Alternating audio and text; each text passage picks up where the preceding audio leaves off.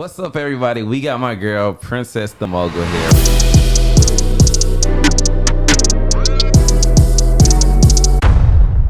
Right here. She's going to be talking to us about credit. And I've been seeing my girl, Princess, all over social media. We built up a friendship, and I got a lot of questions about personal credit versus business credit. And I know the people on YouTube got the same questions. Okay. So I was like, let me just get her on the show, see if she can answer some questions, right? Okay. But tell us a little bit about where you from, what do you do, just a little background. All right, cool. My name is Princess the Mogul, the queen of turning liabilities into assets. I'm from Los Angeles, California, Crenshaw District, grew up on Florence, in Arlington. And then I also have a college degree, 2 college degrees. So I went to Cal State Bakersfield, and then Loma Linda University, got my MBA. I also ran track too as well. And I used to work for Kaiser Permanente for 6 years. That was like my dream job. Right. You know what I mean? That's a good job. Right. Blood, sweat, and tears. Mm-hmm. Then they ended up firing me during the pandemic. But by the grace of God, it was a blessing in disguise because he allowed me to get fired and then also to focus on my business too as well. And within 2 months, I was able to make my yearly salary, which was $100K. So dang, congratulations. And it's been up since then. Oops. There we go. Want to the job. Congratulations to you. Yeah, it's been up since then. I've been able to literally take my blueprint and help thousands of students do the same thing I've done, make 6-figure businesses too as well, and impact the community. So I have a mogul family of mentees of 1,000 plus. So we're just growing every single month. Dope. So were you doing your business when you were already at Kaiser? Because when you said it let you focus on it, tell me about that. Yeah, so while I was working at Kaiser, I was still working part-time on my business, my credit repair business. Okay. So I was making like 6 figures in my credit repair business, and plus I was doing car rentals too as well. Okay. But it's just part-time. You can't put your full time into that because I had a job working, 8 to 5. Facts. Only thing that was helping me was I was working from home, so I can do both. Got you. What was it like growing up in Crenshaw? It was crazy. It was crazy. You know what I mean? Crazy times, gang banging, But I always had a good circle around me. Okay. So I always played sports too as well. We used to, battle dance, the crump and stuff like that growing up. So I had a great upbringing too as well. So and I got my entrepreneurship drive from like my mom and my auntie. They all are successful Black women entrepreneurs. Dope. My mom's never clocked in for anybody at all. She's never had a job. My aunties have never had a job either. They all have That was her on the private jet with you? Yep.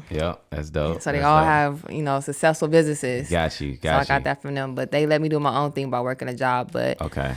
It taught me a lot working a job. Time management, being organized, managing too as well. Facts. And I think that helped me become a better entrepreneur. Got you. So what were you like mindset wise when you're like, I'm working my dream job at Kaiser, and then they let you go? Because at that point you probably never thought you'd get let go, right? Yeah. And there's so many people, I guess what's about entrepreneurship. When I first started entrepreneurship, it was like, that's a risky thing. Why would you do that? And then, COVID, of course, showed us that, the jobs were not as secure as people thought, right? Exactly. Yeah. So where was your mindset there to just do this shift to turn from like Princess to Princess the Mogul during that? When I got fired from my job, I was low key hurt. To be honest, because was it unexpected though? It's unexpected. Okay. I literally just finished like a big project for them, and then my manager was like, "We need to have a meeting," and it was like 2 people in there. So I'm just like, I got out the meeting and then came back in, like where everybody else at? You know what I mean? And then the HR person was on there, and my manager did this long sorrow story. Like, we got making organizational changes. We had to let you go, give you a severance package and all this other stuff. I was like, all right, cool. But then I looked at my Stripe account. Yeah. I see them bands in there. Dang. And I was like, thank God. And that was what the bands was from, like what you was already doing on the side? Yes, what I was already doing, from digital products, selling ebooks, and starting my mentorship too as well. So, and I wasn't even going to start a mentorship. Yeah. One of my friends motivated me to start a mentorship, and everybody was asking me. So I was just thankful that I started it right in time. Right. You know what I mean? Right. So we like what you call it, like we doubt ourselves, like, dang, can I really teach somebody what I know? Yeah. But then I just took a leap of faith and just did it, and I ended up having a great first month of mentorship. Like, my mentees loved it. I had a couple mentees quit their job, within that first month of my mentorship based off the information, I gave them. So ever since then, I've been being a student of the game, just learning new credit information, business credit information, real estate stuff, investments, and just sharpen, my skill set so I can bring back to my mentees to help them grow too as well. Facts, yeah. And what I like to say to people with entrepreneurship too, what I heard is like a lot of people try to wait on the sidelines until like it's the right time to start, but you got to be set up before it's the right time to start. So luckily, like God already had you doing this already on the side as a side hustle. So when that time happened and everybody lost their jobs, it was like, all right, let's just focus on this. People want to start focusing on new skills when they feel like there's an opening in their life. But you need to go ahead and be starting now because you don't know when that opening is going to happen. You know what I mean? So, and I guess to switch subjects, just talking about like credit, right? So let's just start with the basics because a lot of people are scared of credit because of debt tied to it, right? You got good debt, you got bad debt. So what's the big difference for the people to know personal credit and business credit? So personal credit is basically you building up your data points. So to get business credit, big lines of business credit, you need to work on your personal credit first, right? So I tell people you need to have your data points need to be 100% payment history, no negative accounts. You need at least 10 plus positive accounts and less than 4 inquiries. Now, when it comes to accounts, you need to have your own primary accounts. You can't get approved for credit cards or loans or house loans just with Tradelines, right? Piggybacking off other people's credit. Right. You need to have your own primary accounts like Self-Lender, Kickoff, Credit Strong, Rent Reporters, Rental Karma, Navy Federal Pledge Loan that people are like sleeping on right now to where Isn't you got Navy Federal? No, because I know there's a play. Oh, man, it's a play, man. It's a play, but everybody that got the Navy Federal, they be doing big things. Yeah, you got to get the Navy Federal. I'm going to put you on. Okay. So when you have a Navy Federal Pledge Loan, all you're doing is you're taking your money and turning it into an installment loan. And you need that for your credit profile too as well. So you need to have a couple of credit cards, a couple of auto loan, and some installment loans too as well to get to a 750 plus credit score, right? Right. So with the pledge loan, you take, let's just say you have $10,000 sitting around. You can take that $10,000, put it in Navy Federal as an installment loan and pay off 95% of that. And they're going to give you your money back and you're just paying on that loan, like, I don't know, $50 a month. We're still in the personal category, right? Still in the personal category. So you're just paying that every single month for like $50 a month until you pay off that loan. And you can do this multiple times too as well to keep increasing your credit score.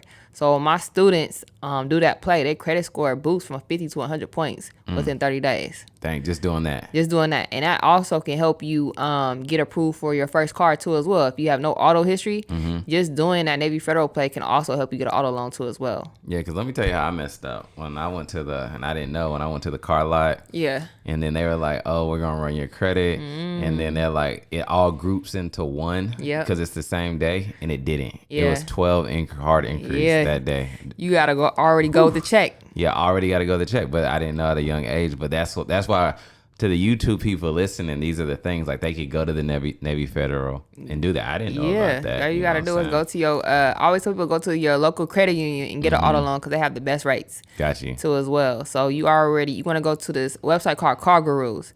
So then you can see what the great deals are for your car that you want. So then you already know what you want to negotiate to as well. So you'll look and see, let's say you want to get a Camry. Right, that Camry 2019 Camry costs $20,000. It's a great price, and you're saving. It's gonna tell you how much you're gonna save. So it's below market, maybe $4,000. So if you see that exact same Camry at the car lot for $25,000, you already know you can negotiate to maybe $19,000, but meet them at $20,000. And then you also want to tell them I want my warranty in there, gap insurance, anything else. And this is when you're going with the check. You're saying. Yes, you're going with it, and you always want to talk to the finance manager. Yeah, don't even talk to the sales rep. Right, you're gonna talk to the finance manager because you got to be confident too as well when you go in there. So be in the mirror. Yeah, know what you're gonna say, and let them know this is all I got. And either take it or I'm going to somebody else. And then do you say bypass the salesperson because they're gonna get their cut if they're in the mix? Because they gon' psychology, they gonna wear you out. Right. You ever notice you be in a car dealership forever? all day because they want to wear you out so they can upsell you. Like Right. I have students and they'll go get a Benz Yeah. and they'll start up. They'll call me like, "All right, Princess, they start me out with the car note going to be $300." I'm like, "All right, cool." Next thing I know, they call me back and they sit at the table. Yeah. They're like, "Okay, my car note $800." I was like, "How I go from 3 to 800?" They was Right. like, "Because they added the tire warranty, all this And they don't extra care stuff." about your payment or your financial situation. don't care. They don't care. They just gonna get you out the door, sign you up for something Exactly. terrible, and now you stuck. Yeah, some of that stuff you don't even need. You know what I mean? So let's talk about this because another big word is trade lines, right? Yes. So trade lines, that's in the business or the personal category. So trade lines can be in both. Okay. And then some people make this mistake as well to where they think, well, what I've heard, and you can correct me on this, the foundation needs to be in order before the trade lines can really do some real work, right? Yes. Got you. So let's talk about that because people want to go on eBay or these sites and just buy trade lines and think that it's going to be fixed instantly. No. But there's more than that, right? More than that. So back to like the data points. I'm gonna give you an example. My little brother has a 700 credit score because he's on two of my credit cards, it's trade lines, right? And my auntie, she has like a 650 credit score, right? But she Right. has all the correct data points, right? Okay. She has way more credit power for her to go into Mercedes to get, a luxury car than my little brother, even though he has a higher credit score. Because my auntie's data points is she has a couple credit cards, she has an installment loan, she has a house note, and she has an auto loan already on there. So what I'm hearing, there's like, when you say data point, there's multiple categories. Multiple types of categories things. that you need to build up your credit profile so it can look good. It's like a report card. Yeah. You know what I mean? Yeah. You got A, B, C, D. Yeah. You got the A plus student. You Yeah. got the C, D, F student. Well, I see where people are messing up now, and I can even throw myself in that category, is your credit profile being too lean is actually not good. When Not people are good. like, of course I pay my bills, I pay my car payment, but if there's not enough like girth on there, then They either not approve you or they'll give you a high interest rate. so they want to see the house, the car, the Yes. this, the that, all Yeah. that. Yeah. Yeah, so you have a thin line of credit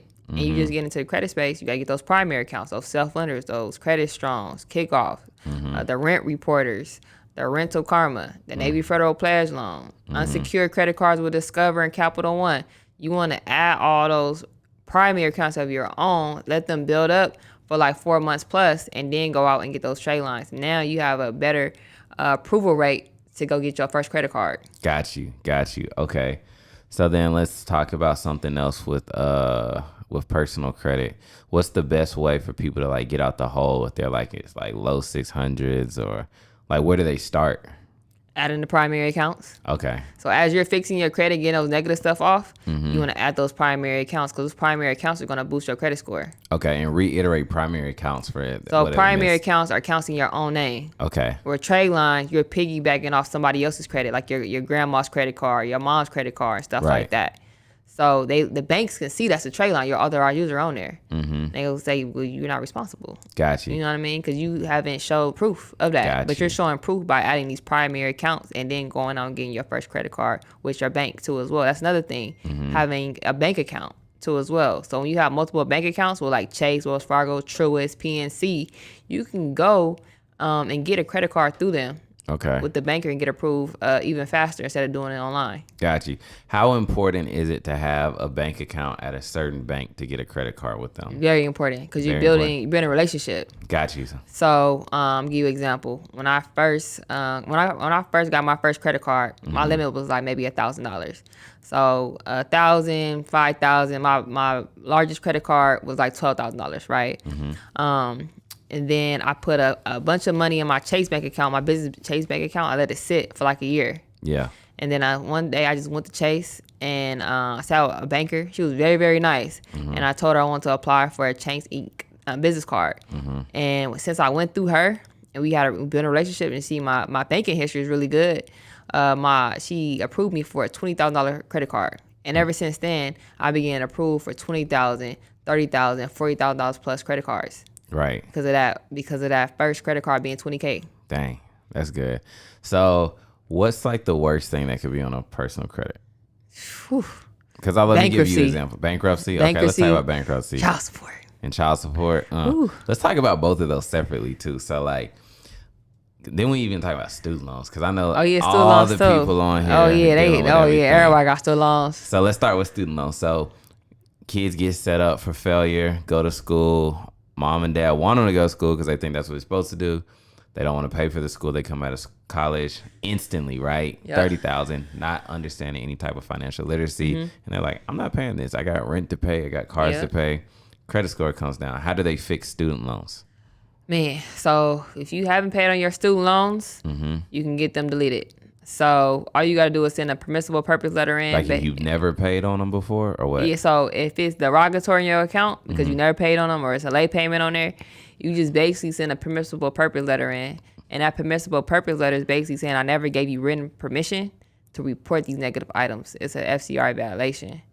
So you got to look at the violations that these credit bureaus are doing to you. Because it's against the law for them to report stuff without your permission. Because they're invading your privacy. People don't even know. Yeah, they're invading your privacy. Gotcha. You know what I mean? Yeah. And it's really like the law. Like Congress really passed laws to protect us. But people don't know it. People don't know that because we don't read books. We don't go on internet. We don't look at Cornell law. Yeah. You know what I mean? So that's but we don't learn financial literacy. You know, a lot of people know this stuff, but we don't do our own research. So that's one way you can do it. And just using consumer laws, to be honest with USC 15 USC 1681A too as well. Another law that you can use to get bankruptcy, child support, and student loans off. Are those kind of all in the same? Well, not bankruptcy, but like child support and student loans. Yeah, are kind of like the same situation. Same situation. Okay. And then the big one will be bankruptcy because people, they're like, that's 7 years, Man, right? so look, this the play. I'm gonna give everybody a play. Pro tip. Because all bars, no fluff. You know my slogan. So look, this is what you do. If you have a child support or a bankruptcy, you're basically gonna send a letter to the courts asking them, hey, do you report bankruptcies to Experian, TransUnion, Equifax? They're gonna write you back and say no. So make sure when you send that letter to the courts that you put an extra envelope with a stamp so they can write you back. Right? Once you get that letter back, you're going to send that to LexisNexis. Right? LexisNexis is the one that's reporting it to where they're verifying, to where Experian, TransUnion, Equifax is verifying that you have a bankruptcy. Right? So once you dispute with LexisNexis and they delete it, now you can dispute with Equifax, Experian, and TransUnion. And you're going to be able to get it off. Gang, people didn't know that. You're going to get it off, right? Yeah. Because how are you verifying it? Right. The court just said they don't report to you guys. So where are you getting it from? Exactly. You know what I mean? So where are they getting it from supposedly? LexisNexis, secondary bureau. So it's so not only is it TransUnion, Equifax, and Experian, secondary bureaus too as well. Yeah. That these 3 bureaus go to verify your information. So LexisNexis, CoreLogic, SageStream, ARS. It's so many secondary bureaus. Right. And so a lot of people freeze those secondary bureaus so they won't verify the information as well. So what's this whole thing that I be hearing, like freezing your account so you can't do that? So how do you freeze it, unfreeze it, not get in the way of, you know what I'm saying? Because like if you freeze it, what if you're trying to get something and then it's like they can't check your credit? Is that how it works? So I'll only freeze Experian, Equifax, and TransUnion if I'm doing a credit increase. Is the only time I freeze it. And you do that so they don't get the hard inquiry? Hard inquiry. So I don't get the hard inquiry. So if they're frozen, does the credit card not need to see them since they're frozen? Like, are they hidden or something? You don't need to see it. Okay. Sometimes they'll just approve it, but sometimes they won't. Sometimes you might have to unfreeze it. Got you. But you can still get that inquiry off too as well if they do a hard inquiry on you a second time. Okay, cool. So now let's switch it up. So we got personal people, right? Yes. Now it's like they're feeling entrepreneurial. They want to start something. They see in the books, this spicy side. They're like, I need business credit. Okay. So they're like, I got a good credit score, and then next thing you know, they're like, okay, but I don't got no business credit. Where's the transition?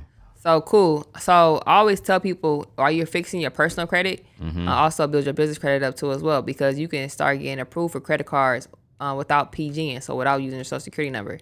So first things first, you got to do your foundation. Okay. It's like just like your personal credit. Right. The data points got to be in line. So how much does like these net 30s with Quill and all that so stuff I always matter? do an invoice for $75 or more. Okay. When I'm getting stuff. Okay.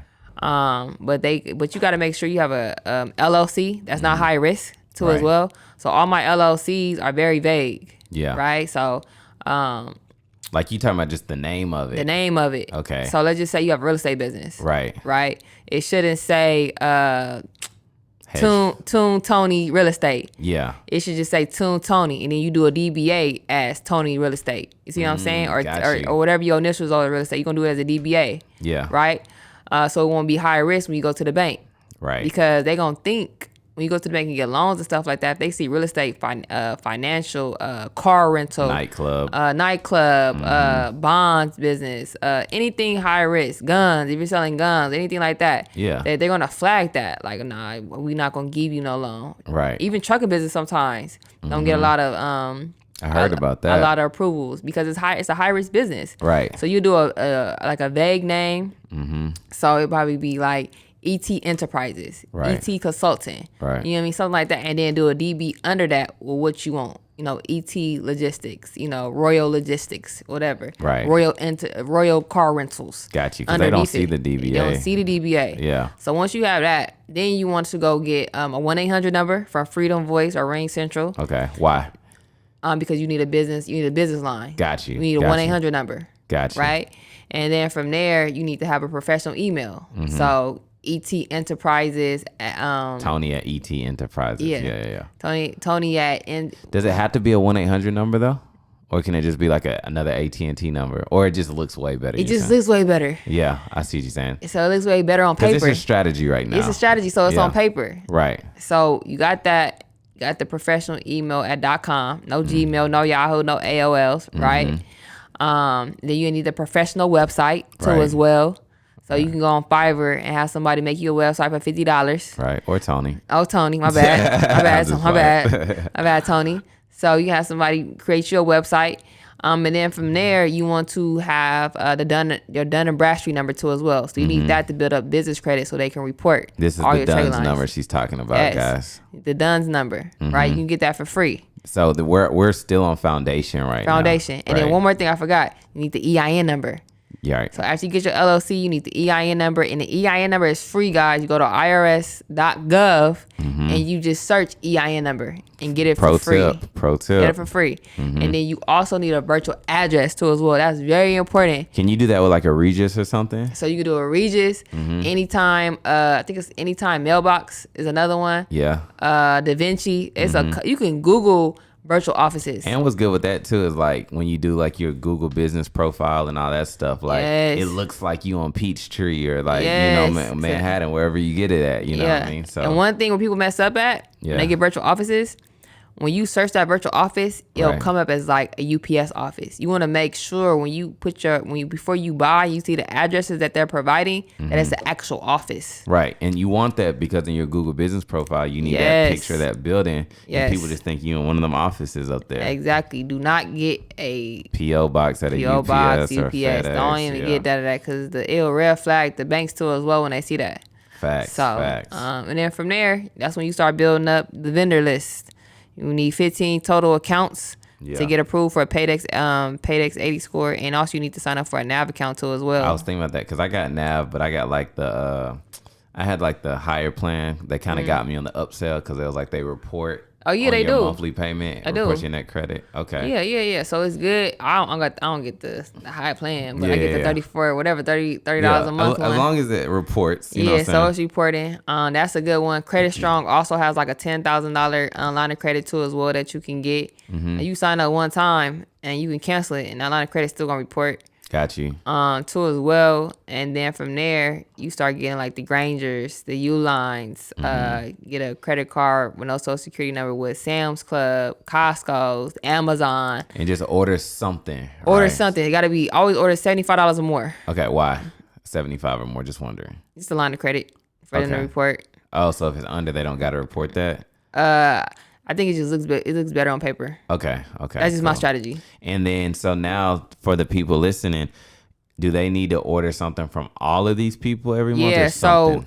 So I usually, when I start my vendor one, I'll order from 3 companies. And I do the invoice. I don't pay for it right then and there. I had them send me an invoice. And on the 15th day, I pay for that invoice. Gotcha. And they're going to report that I paid within 30 days. And the 15th, was that just to give you some time but not too late? Yep. Got you. But if they pay it a little earlier, it's fine. It's cool. So okay. I pay either 10th or the 15th day. One of those 2 days. One of the 2 options that I usually do. Got you. And then once they start reporting, then I go to the vendor 2. I pick, 3 companies, and I buy something. Have them send me an invoice, and then from there, vendor 3, I do 4 companies. Okay. And what do you mean when you say vendor 3, 4 companies? Because in my head, I'm thinking vendor. So it's is tiers. Granger. So it's tiers. Okay. My bad. Tiers. I said tiers. Okay. So tier 1, tier 2, tier 3, tier 4. Okay. So I'll go from starting for tier 1. I pick 3 companies. Tier 2, 3 companies. Tier 3, 4 companies, and then tier 4. Did I say that right? Yeah, tier you 4, said it right. Tier 4, another 4 companies. Okay. Got you. So now let's get to the sauce, right? So then we built our foundation, right? Yep. How do people start using this business credit to do the things? Because even when I met you, right, and you were saying like, you're working at Kaiser and then you were able to leverage business credit to get, rental cars for Turo and private rentals, and then to Airbnb. And then now you're doing like restaurants and lounges, and I'm sure this isn't all off personal money, right? You're probably leveraging business credit. Business right? credits, everything is business credit only. Yeah. So, if you're building business credit like the way I taught you, like with the event tier 1 through 4, you can also get credit cards with Cap 1 and Divvy 2 as well. Okay. And with that, they don't go off your personal credit; they go off your bank Cap statements. 1? So it's a credit card company. Okay. So they go off your bank statement. So they go off your 3 bank statements, 3 months of bank statements. Okay. So if you have like, let's say $10,000 plus a month coming into your business, they're gonna approve you for at least 20 to 50K credit card. Okay. You know what I mean? Without even using your social security number, but just based off your bank statements. Gotcha. So that's one way you can get. Good, yeah, for that's sure. one way you can get approved for credit cards. The next way you get approved for business credit. Another way I do is you got to PG it. So that's why it's important to fix your personal credit, right? Right. And then you also want to have your business having money coming through too as well. See, that's good because I felt like for where I'm currently at, I feel like I'm always personally guaranteeing everything. But that's fine though. That's fine. Because okay. you gonna get higher credit limits. Got you. Too as well. I see what you're saying. So you get a higher credit limits. And then a lot of people too, they be buying Age Corps to really go get the bag with the loans. And credit cards too as well when you have an Age Corp. So some people, what's an Age Corp? So basically you're buying somebody's LLC that has history. Gotcha. So a lot of people buy LLCs in like Delaware, New Mexico, Is there Vegas. a site to do that or something? Or did they have to It is know a site. the person? It's a site. Okay. I got an Age Corp a business partner that I partner with. Okay. They get the Age Corps for me. They do their research, making sure they don't own taxes and liens on those LLCs too as well. And then the business really isn't doing much. It's just open and it's open. It's chilling. You know what I mean? Somebody just don't want the business no more. Got you. So they'll sell it. Got you. How much does that usually cost? So some of them start at 500. Some of them go to 5,000, depending on how many years it is. Not bad though. Yeah. It's worth it because if you use that Age Corp personal guarantee, some credit cards and some loans, you might get $500,000. I see what you're saying. And then the card will just have your name and that corporation on it. Yeah, and you can change the name of the corporation too as well. Got you. Okay. Yeah, you can change the name. Hey, it's a lot of game on here, y'all. Yeah, you know what I'm saying? You can change the name on there too.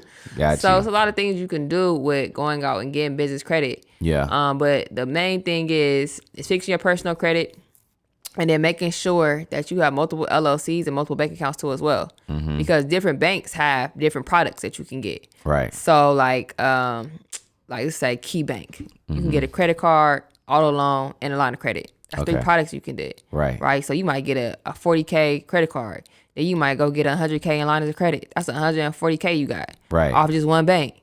And that's not it. We go to Truist. We go get. Does Truist look like with saying as an avatar using Truist as a second bank? Are they like, oh, you just got money from here? So, or is there a timeline you got to do it so they don't see it? So I do everything in sequence. So I got this thing called the Mogul sequence. So either we could do it online, or we can go into the bank, and do it within the day, right? Because it's in Atlanta, it's banks on every corner. Every corner, right? Facts. So I can go to PNC, Regions, and Truist You all need in to one do it day. that day. Do it that day. So we starting at about 8:39 a.m. Yeah. Yeah. And if you have a relationship with a banker, you for sure getting approved. Mm-hmm. You know what I mean? So that's why I like to get approved for a credit card. I'll liquidate the credit card. Let's just say I get approved for a 20K credit card, right?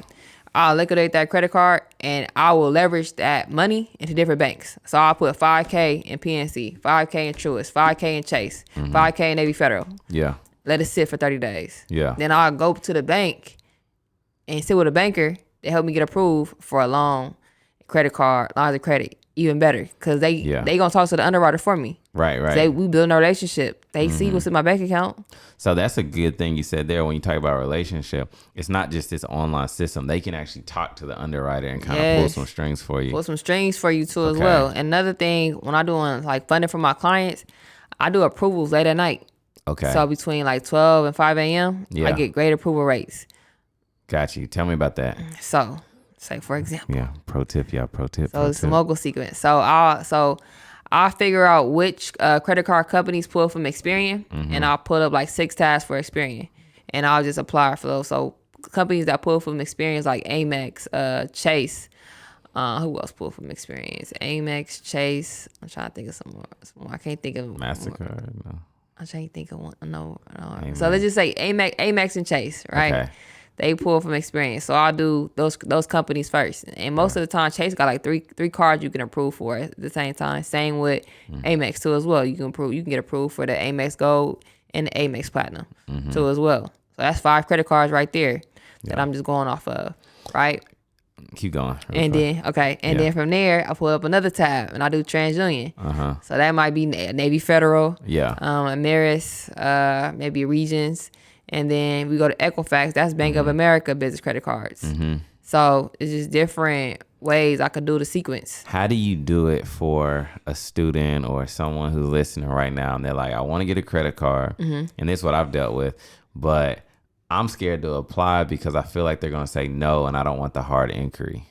So if your data points is set up correctly, they're not going to say no. As long as you have a 7. So to get approved for credit cards, you literally need a 720 credit score. Okay. That's it. You're going to get approved. And so if you don't get approved, don't play around. I mean, as long as you have a 680 or above. But the thing is this, if you don't get approved, you can call it a reconsideration line. Yeah. Every company has a reconsideration line for where they can look at why you got denied and reconsider you. Gotcha. So as well, then you get approved. Can you kind of look at a student's credit profile and be like, you shouldn't apply? Yeah, if you got a 500. Yeah. Don't apply. I see what you're saying.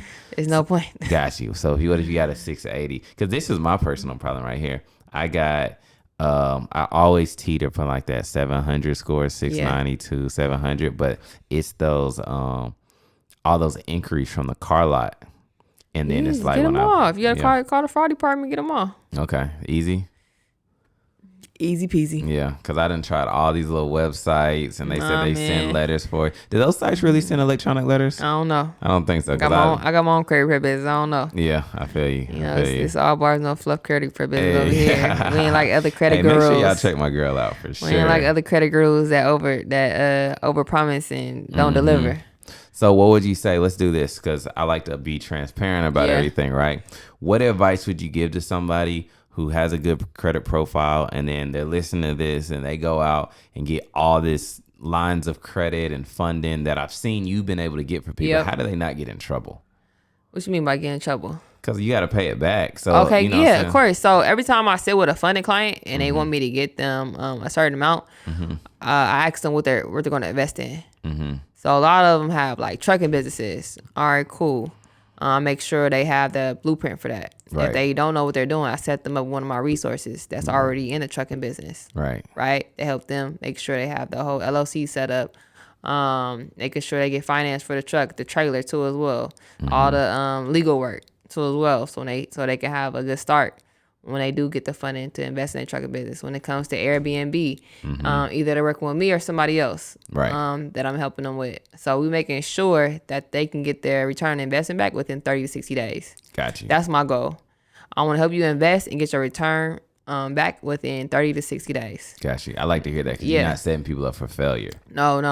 When it comes to real estate, it might be longer based on which way you going. So you doing fix and flip, you're doing like a rental unit and stuff like that. So it might be a little bit longer for you to get your return on investment back. But I just make sure they have the proper coach to walk them through that whole blueprint so they get the return on investment back too as well. Gotcha. Because I don't want people to get all this funding. Yeah. And then they go into debt. Yeah, and then they don't know how to pay it back. And they like, A lot of people, they be trying to buy designer and all this crazy stuff, trying to floss. Like, nah, chill. Right, so, right. I make sure that they're set up correctly. Okay, so let's talk about this thing real quick.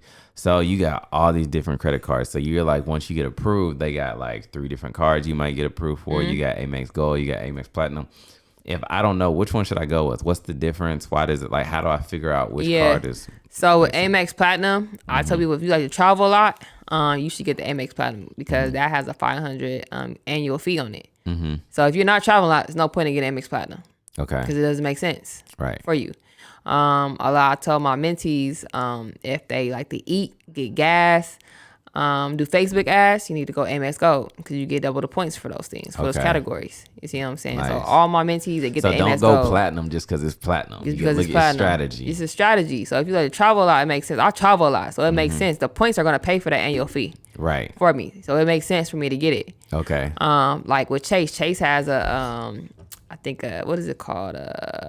Sapphire card. I do see that card a lot. And that one's like another annual $500 fee. I don't have that one because I already got an Amex Platinum. Yeah. I got multiple Amex Platinum cards for different businesses. So that wouldn't make sense for me. I was seeing the Spark Capital card and it was like 2 times points on everything or something. So that makes sense. You got to look at the point category and see if it makes sense for you. Right. Like I just love Amex. So I get double the points when I'm buying like food, gas, groceries, when I'm traveling, even when I'm buying designer clothes and stuff like that. Like I look at the categories and see if I'm getting double the points. That's what we about to talk about next. So I always see in your ads, it's like, let me show you how to get designer clothes free or do that. So when people say that, what does that mean? So basically, my play on that is I'm turning liabilities into assets, right? Okay. So during COVID, I was able to create a business out of it. Because car rentals weren't getting rented out in LA because we were on shutdown. We couldn't go nowhere. Right. So one day my friend came in my room, was like, "Yo, P, let me borrow your Dior bag. I paid $200." And I was like, "All right." I wasn't even going I was gonna let you get it anyways. Right. But that's how my friends are. They just give me money randomly. Good friends. And so I was just like, dang, if she gave me $200. I got like 10 designer bags in here. I got like 100 pair of shoes in here that's designer. I got a whole bunch of designer clothes that I only wore one time because of the print. Right. This might be a business. Right. And so I started a rental business off my clothes. And I was able to get my return on investment back on the clothes I got just by renting them out to like people who do YouTube that was shooting content, stylists too as well, because a lot of stylists have showrooms. Okay. Another thing too that people sleep on is you can become a personal shopper. Okay. Too as well. And this is the play how I'll start having so much reward points because my NFL friends and other entrepreneur friends, sometimes they don't want to go to the stores. They don't want to go to Rodeo. And you put it on your credit card? Put it on my credit card. How do you not get messed up to make sure they pay you back? They give me the bread. Okay. They give me the money. Oh, and you would just put on your credit card? I put on my credit card. Got you. So I was like, damn, my friends, they shop. They shop. Even my family members, they shop. They always in the latest and greatest. Yeah. Right? So sometimes I don't gotta buy, some of the new stuff because I just wait to get the hand-me-downs next fall because they're not gonna wear it no more. Right. So they'll literally give me the money, tell me what they want to go get. I'll go to Louis Vuitton, probably spend like $20 to $50K. Right, $20 to $50K on an Amex credit card. The money already. And they gave me the money. Okay. $20 to $50K on a credit card, like. I'm getting double the reward points just off my. And then you just put that money they gave you back on your credit card. But yes, and I pay it off, and I'm paying it off. So y'all personal shopper. That could be a personal shopper, and then this is the next play though too as well. Okay. So every time you go to Gucci, Chanel, Prada, you got to set up an account. So if they see all these transactions, they running like, what do you do? Right. So now they inviting you to events. So now you get invited to like the Dior fashion events, exclusive private Louis Vuitton events, right? With all these other high class entrepreneurs and business owners and celebrities and athletes are coming into here too as well. So now you're rubbing elbows with other people to where you're sharing your business with them. Gotcha. Now you're able to do and a they're joint looking venture. at you like you on the same playing field because you in the Exactly. room. I mean, in the room. It's all about getting in the rooms. Right. Just Definitely. based off me having great credit. Yeah. And finding people Yeah. who don't want to go shop. Hey. So that's how I'm able to make money too as well. And those reward points turn into cash Right. too as well. Because I can transfer my Amex business points Right. to my personal Charles Schwab account, which is a broker's account. Okay.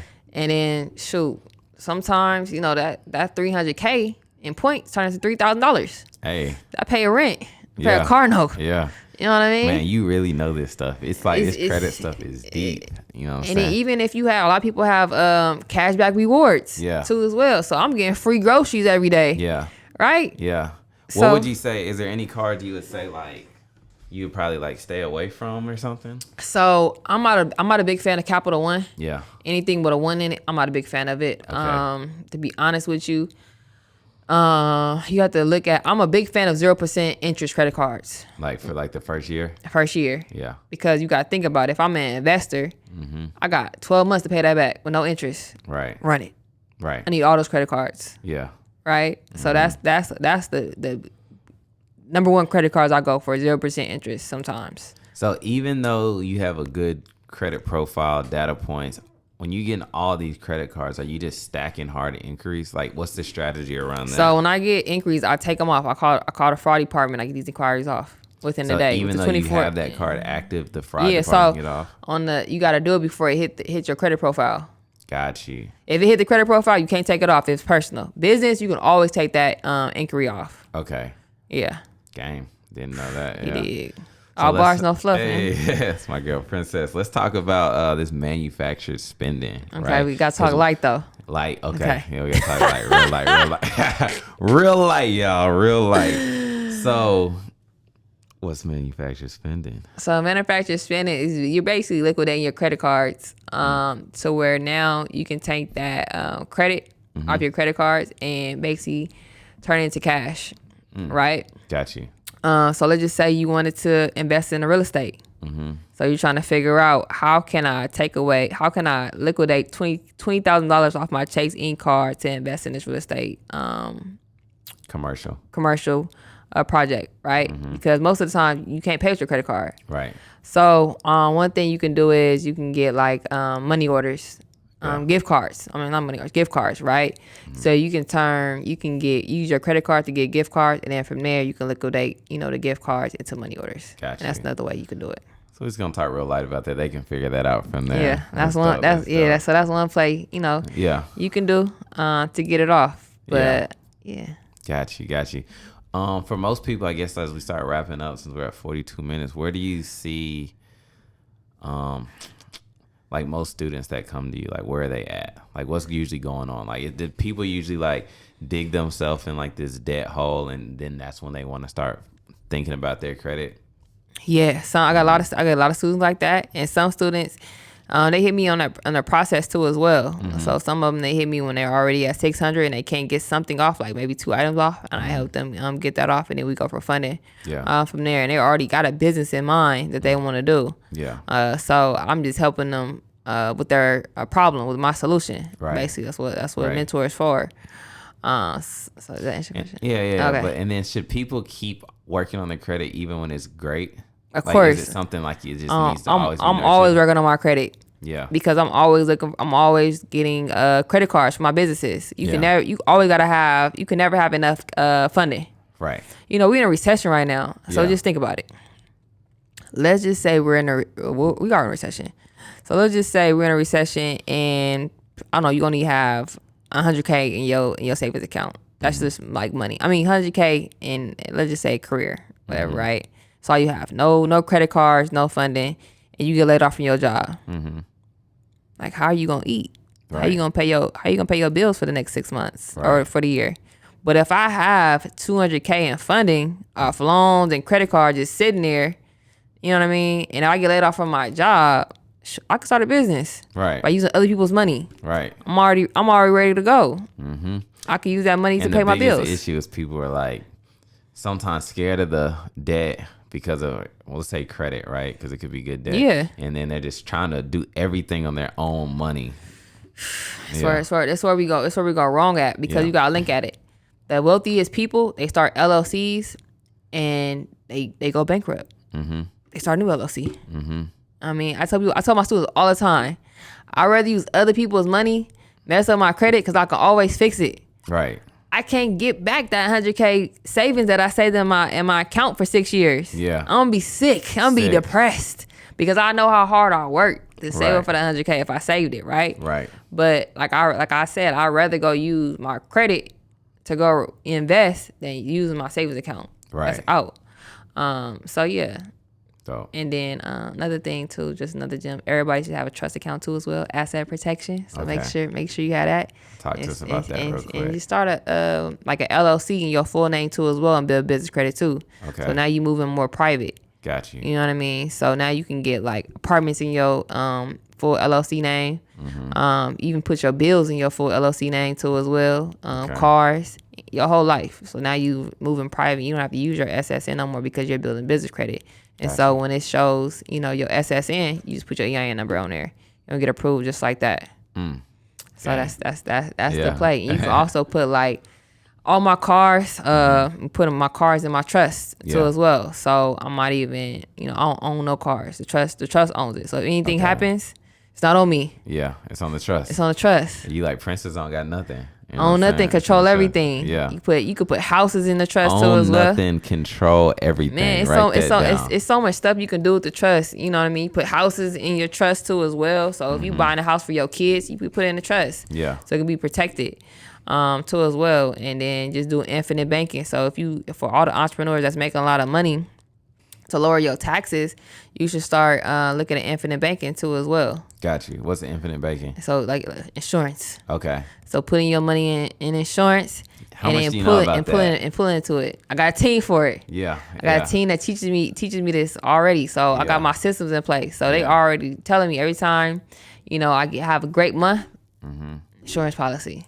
And see, that's what's crazy because my mom's in like State Farm, right? Yeah. And then like you said, like I don't really know about it, but she be doing stuff for it, and she be like, "Oh, your life insurance your cash value and it done went up to this," and I'm just like, "How?" Like I don't get it. So it's compounding every year. It's compounding every year. That's how the wealthy stay wealthy because they use a life insurance. And that's a vehicle that our colored people don't be really getting. They sleep on it. Like you can literally use your money.